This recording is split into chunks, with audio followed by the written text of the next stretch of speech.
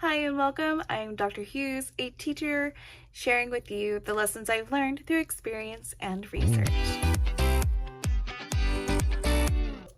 All teachers, new and veteran alike, have high anxiety levels at the beginning of the school year. We have so much in our head and on our to-do lists. To help cut through the noise, let's focus on the following. 1. Have everything set up.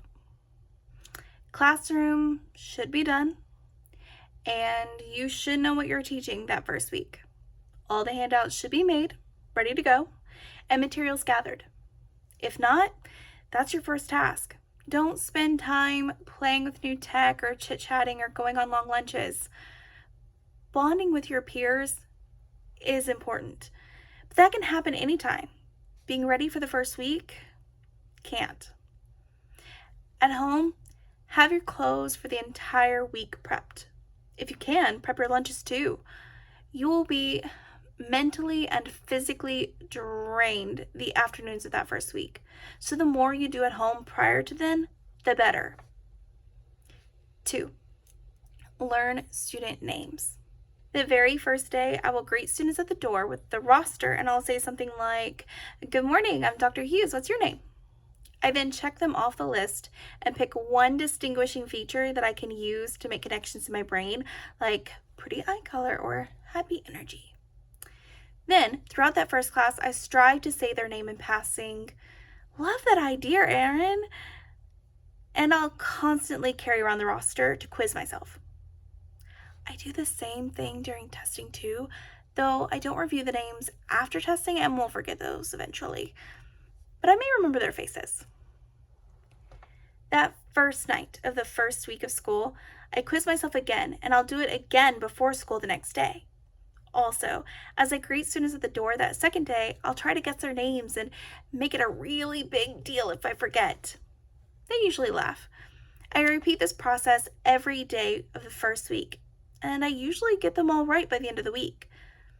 Throughout the year, I continue to greet them by name, just maybe not every day. Some teachers really struggle with this, and as I get older, I sometimes confuse the names too because the student will remind me of a former one. However, I play this up and I tell the student to call me out on it. I will also ask the student to forgive me. Names are important, and students deserve to have that importance recognized. 3. Be open and honest. As hard as it is for some people to remember, teachers are human. If we forget something, admit it. Same if we're not as prepared as we'd like to be. Every once in a while, I'll try something new at the beginning of the school year, and it almost always goes poorly because my anxiety is too high or I didn't prepare enough. Whatever. And I'll honestly say as much to my students. Something along the lines of, "Okay, how do we feel that went? Why? In the future, I should probably do this. How might that help, do you think?" Etc. With this in mind, it is also very important that we all do our best to uphold these same standards we expect of students. Let's get our stuff done in a timely manner. Let's be on time to class. Let's be understanding when life throws us a curveball. And 4, reinforce rules and procedures.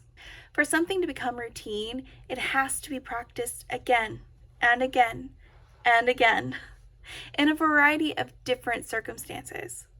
On day 1, rules and procedures need to be established and studied by the students. Help them to get their mind around what is expected of them and how they are to meet those expectations.